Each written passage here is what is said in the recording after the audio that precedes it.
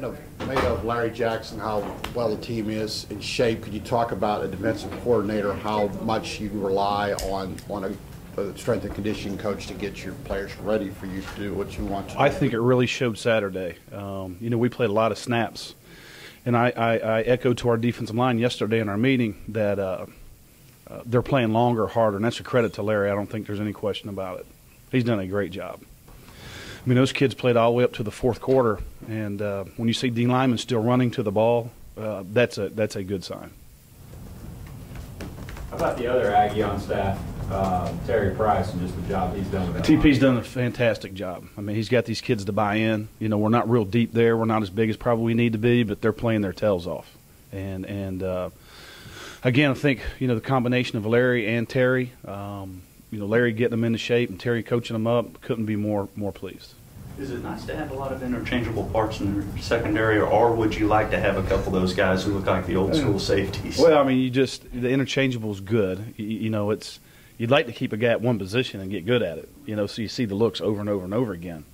We're just not there right now. So we're having to take kids and put them in and dual teach them because we're not as deep as we need to be right now. And I credit our defensive staff for that. They've taken a Spencer Neely, and he can play nose, tackle, and end. Sean Porter's playing Sam and Mike. Jonathan Stewart can play all three. Floyd Raven's playing a little bit outside linebacker and corner. Donnie Baggs is playing Will and outside linebacker. DeShazer's playing safety and corner. And we're having to do some of those kind of things. And, it's hard to get them all the looks in practice in the week that they're going to get in the game when they're playing a couple different positions. But you don't know how the ebb and flow of the game is going to go. So you have to prepare the guys in dual roles in case, Lord forbid, an injury happens or something like that. That's not exactly the common dual role outside linebacker / cornerback. Floyd, he's one of those tough guys, so we're trying to find a role for him, and he gives me a little something in that 3-down package that Donnie don't give us. Mark, we've all heard before this year everything about the SEC and what a defensive league it is. So do you feel like you guys have established yourself as being one of those SEC caliber defenses? No, too early. No, sir, not yet. We got a lot of work to do still. And well, I mean, you look at Saturday. I think the kids are buying in. We asked them to create turnovers. We asked them to play great in the red zone. We knew they were going to move the ball some on us. Some of those kind of things. Don't give up the deep ball.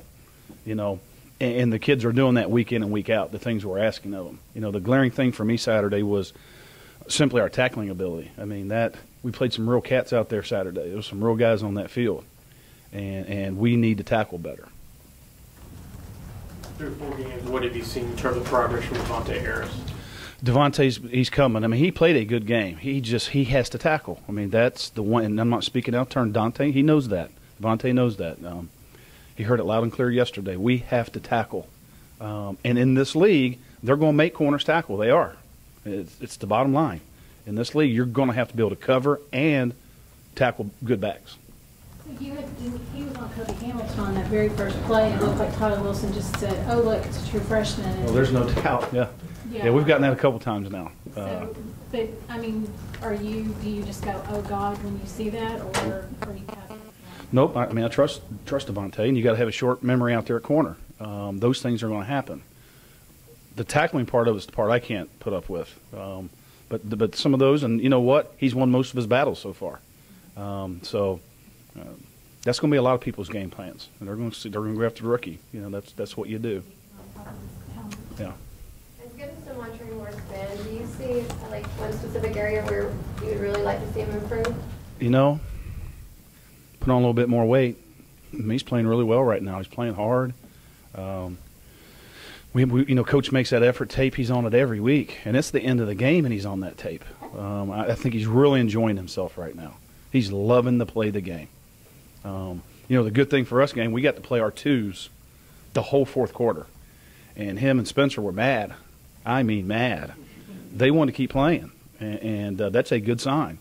And it was gave our twos a chance to go against a SEC #1 offense. But they still had their first group out there winging it all over the place. And our twos got a full quarter of football against a real SEC team. As a defensive coordinator, when a guy is playing as well as Demontre and just having fun, is that just what you love to see is that kind of thing on the field? It's rewarding. I mean, and I'm sure it's rewarding for Coach Price. It's rewarding for me. I hope it's rewarding for him because that's why we're in it. And it's just not him. There's a lot of guys playing hard. DeMontre's just using his talents right now. But we've got a lot of guys on our team right now playing extremely hard. How far has he come along from your first meeting, your first encounter? Who's this? DeMontre. Light years. Light years. Light years. What has Coach Price done with that line that's they've been so much improved? Toughness. Terry, he demands toughness. He demands technique. The little things, first step, hand placement, base fundamental things that you have to play in a league like this. And a lot of teams in this league have that. They have good D-line coaches and good defensive players, as you alluded to earlier, and Terry ranks right up there with those guys. The offensive guys talked about how the fear of up downs after practice kind of helped them work on their penalties or reducing their penalties. What do y'all do on your side of the ball? Same thing. Well, we don't do up downs. We do overs and backs.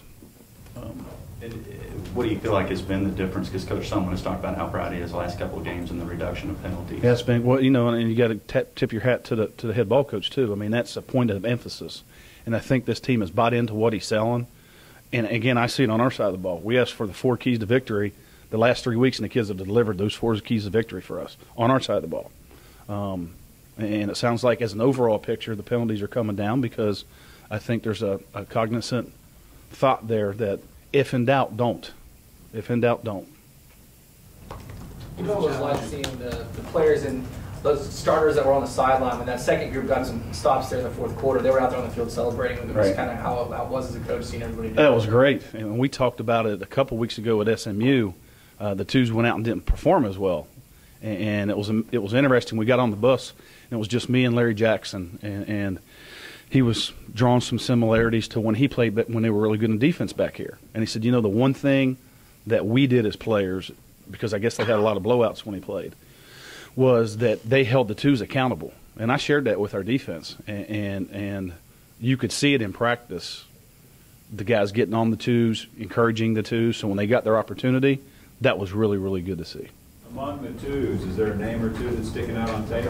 No, I mean, they just played pretty good as a group. The game was out of hand, so we want to tighten up the coverage a little bit. I want to take a look at Tremaine Jacobs, Otis, on number 11, and I pressed him up man-to-man coverage because he's going to help us down the road here some. And it was a gauge stick for me to see if he could cover a guy like number 11, Hamilton. And I thought he did a fairly good job.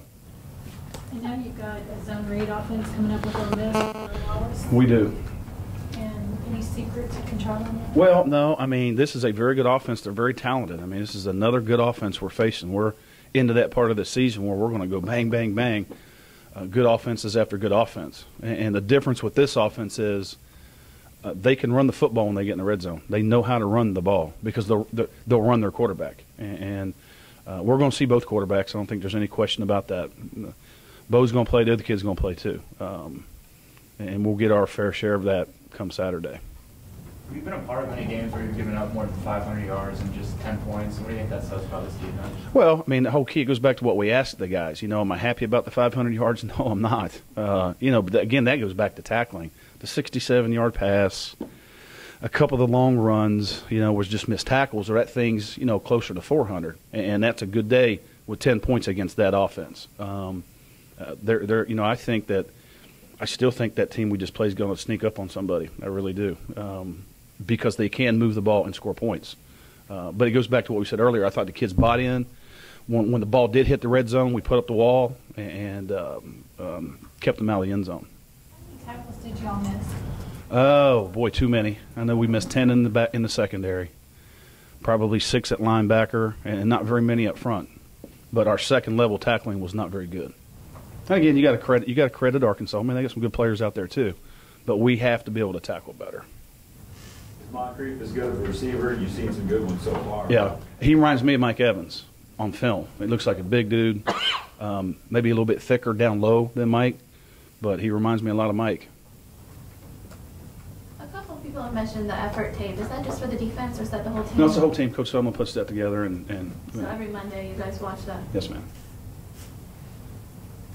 And it's been really good too. I tell you this, again, credit to Coach Sumlin. In that tape, there's about 5 or 6 instances over the last 3 weeks where we're coming from behind a quarterback or running back, and there's a punch-out opportunity there, and he's made note of it. And we had 3 punch-outs Saturday. Pretty good, real good. Good stuff. With Terrell, Steven got 2 picks. Looked like he'd been doing his studying film well and knew kind of Tyler's tendencies. Is that fair to say? Yes, ma'am, that's fair. Yep. Can you talk about his play? Yeah, he did well. I mean, Steven's a smart guy. In that drive, that particular defensive call, he was working us weak. And from film study, typically they're going to go back strong if you're taking away what they're doing weak. So we called it up, and he performed excellently. On the second interception, we did something a little bit different than we usually do versus that personnel grouping, and I think they gained 6 or 7 yards on that play. And we thought to ourselves again, well, they're going to think we're going to get in a single high safety and leave them one-on-one out there again. And we stayed with our 2 deep theme. And if they gained 5 yards rushing, they did. But they ended up throwing the ball up. He intercepts the football, and we're off and running. And how much of a focus our takeaways going to be this week, especially with the quarterback that averages about an interception a game?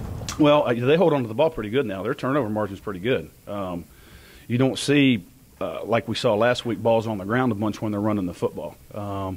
But, yeah, we're going to have to tack the ball again. That's going to be a big emphasis for us this week. We're going to say it every week. We got to give our offense back the ball as much as we can, and I think our kids are starting to understand that. Anything else, Coach? You hope to have Campbell back this week, or is that just a wait and see deal? Yeah, it's a wait and see deal. We're moving on as if he's not playing. Thanks, Coach Snyder. All right, thank you, gang.